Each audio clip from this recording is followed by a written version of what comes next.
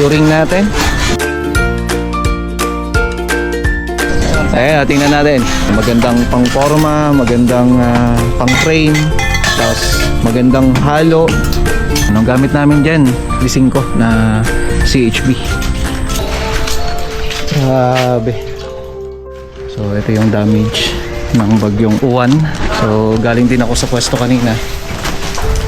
Sira din yung gate namin.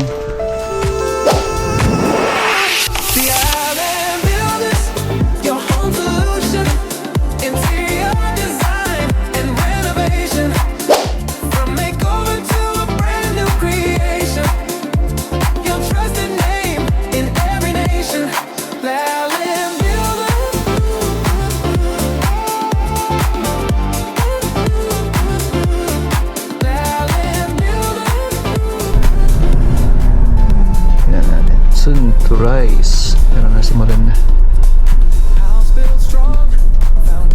Laki din, no? Toy Story.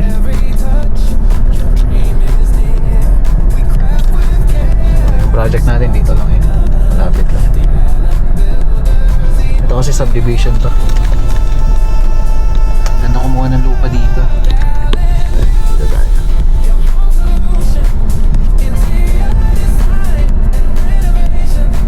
Project namin.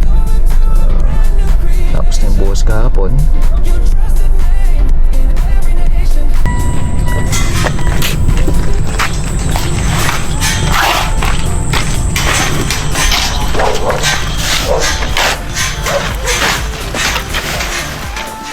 Bagong araw tayo ngayon dito.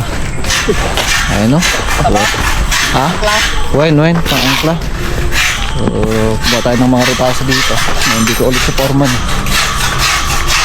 para dun sa garahe lang.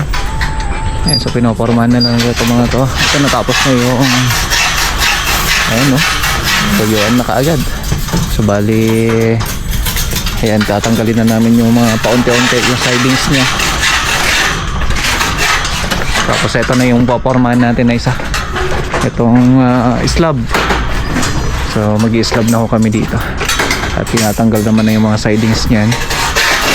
So ngayon tutubigan natin yan para ma-cure, lalo pag mainit ang panahon.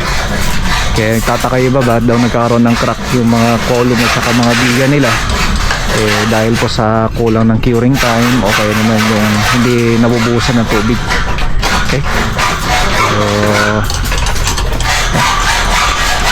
halos okay naman na to. Natapos to kahapon ng hanggang alas 4 ng hapon.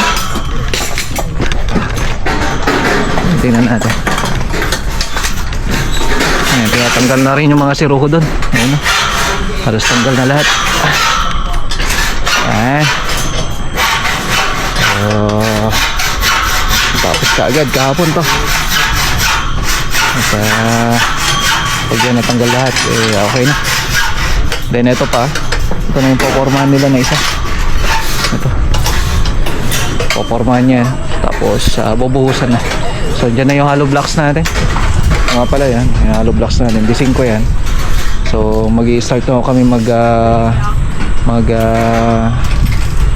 layout ng para sa hollow blocks nya.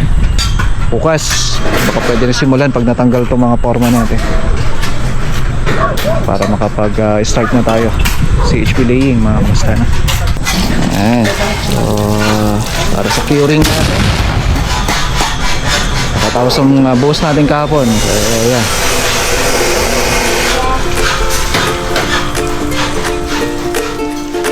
para sa curing tubigan lang natin to, lalo kapag mainit ang panahon. Ayan, tingnan natin, tanggalin natin yung forma. Ayun, no? O, di ba? Ganda ng pagkabuhos. Walang honeycomb po yan. Ayos. Ayan. So, titingnan natin yung biga natin. Ganda ng pagkabuhos niya. Kumbaga, talagang compact na compact po yan. Walang honeycomb, kumbaga. So, yun ang kagandahan niya. Magandang pang forma, magandang pang frame, tapos magandang halo, at saka magandang compaction kung saan yung vibrator yung ginagamit natin. Ayan, so ayos na. Napakaganda ng pagkabuhos.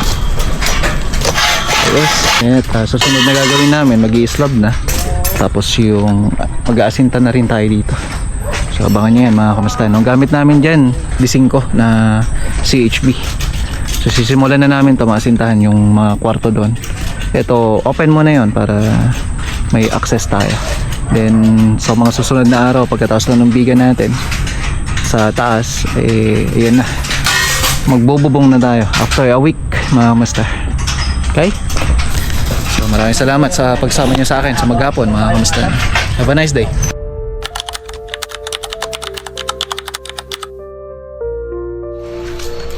Grabe. Kala kung paano. Sala niyo po. Hindi ako nakapag-video kagabi. Gawang lobat tayo. Nagkataon na brownout. Wala rin akong ma-charge ha. Kasi itong mga sasakyan dinala namin dun sa yun. Kumaga talagang sinave namin. So ito yung damage ng bagyong uwan. So kanina to, tumba to. Ayan, ililinisan namin. Yan dito. Grabe to kanina. Ang daming mga puno dito. Ayan, putol yung mga yan. Puputulin na rin namin yan. So okay naman tong garahe natin. Actually, kakalinis lang namin. Pero ayan. Ito pala hindi sakto. Kumbaga bumitin. Kaya yun yung isang reason niya. Tapos dito. Ayan. Actually, nakaklam-klam lang naman to. Kumbaga talagang milim lang talaga ng sasakyan, kaya nga hindi safe na dito namin pinark. Pero tinan nyo sawa ng Diyos, okay naman yung garahe natin. So ang dami mga naputol na puno. Kapit bahay namin, tanggal yung mga bubong galing dito, pumunta dito, galing doon. Mga puno, ang dami. So galing din ako sa pwesto kanina. Sira din yung gate namin. So ang dami kong ginawa kanina kasi kakukuha ko nga lang tong sasakyan. Sa ngayon naglilinis kami. Ayan, lahat to putol, balik lahat.